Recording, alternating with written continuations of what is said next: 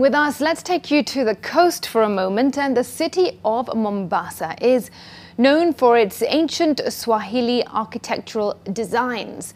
But the face of the coastal city is slowly changing. These Swahili structures are being demolished to pave way for the construction of high-rise apartments. Well, this has been attributed to the increase in population. Our Coast Affairs reporter Kevin Mutai reports on the changing skyline of Mombasa.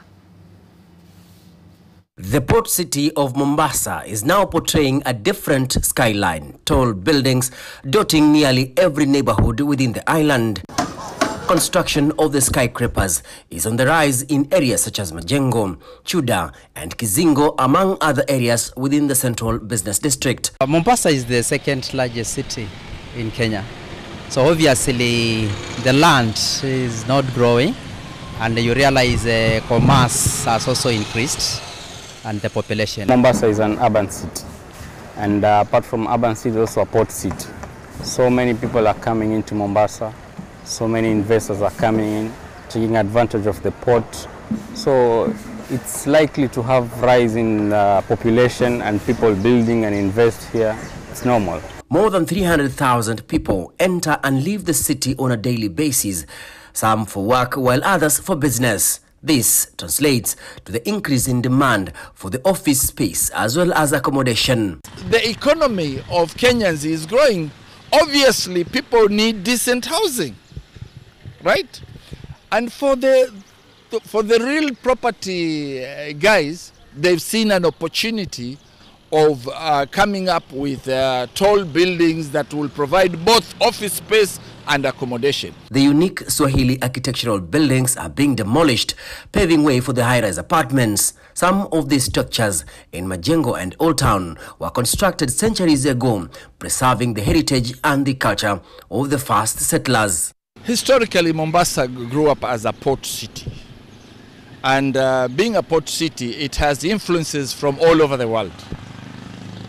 For centuries, we have seen the arrivals of Arab sailors. We saw the arrivals of Omanis, Dutch people, Chinese, the Polish, and the British. And because of the arrival of these people, who came with different agendas, they exacted influence in our architecture. And therefore, if you go to a place like Old Town, and especially the Treasury Square, you will realize that the buildings that are there are colonial British influence.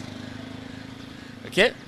The buildings that we have just here at Tomb are Arabic influence, with Arabic letters. With the shrinking land within the island, some of the locals owning the old houses are now selling their properties to private developers or entering into joint ventures to allow for the construction of the skyscrapers.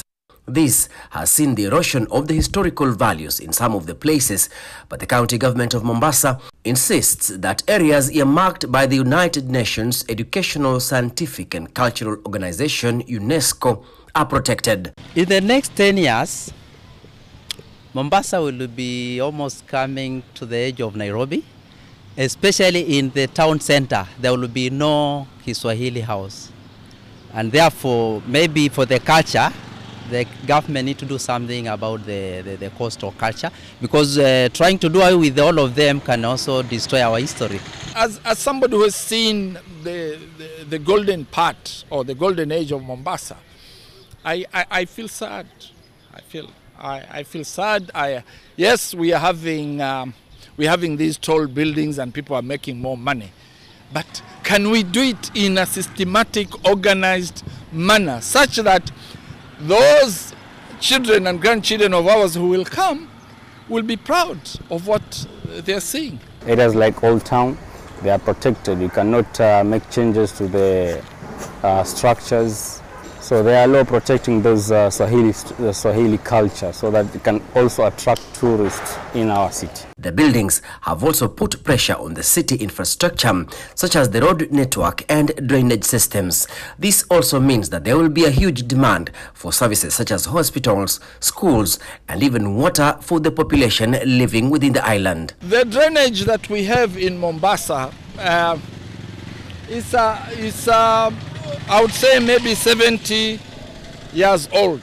It cannot accommodate, as it were, the big buildings that we have. We have problems of overflowing sewers, especially in old town of Mombasa. Before we approve, we look at so many factors.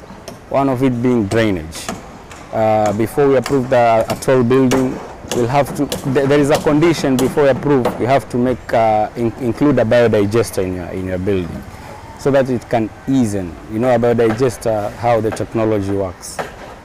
The end product is just water, which you can connect to a stormwater drain and can drain to the sea. With the port of Mombasa and the planned construction of the special economic zone in Dogokundu, both investments and employment opportunities are expected, therefore translating to an increase in the number of people operating within the region. Moi International Airport and the Standard Gauge Railway have also boosted movement of goods and services in and out of Mombasa, signaling growth in the economy of the county. With the increase in population within the port city of Mombasa, proprietors in the real estate industry are capitalizing on the opportunity to provide housing units, at the same time attracting more people to work and live within the island city. Kevin Mutai, NTV in Mombasa.